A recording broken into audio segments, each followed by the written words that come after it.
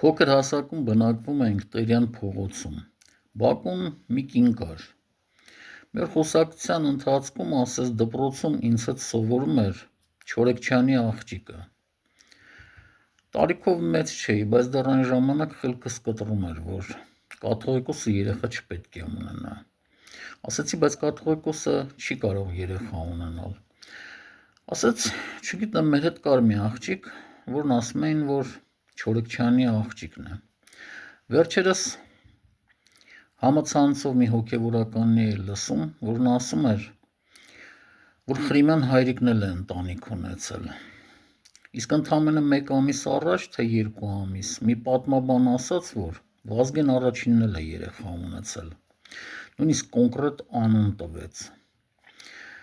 այս բոլոր փաստերը համադրելով գալիս ես այն եզրակացության, որ ոչ թե հայ ազգը, այլ հենց հայ հոգևորականներն են առաջին հերթին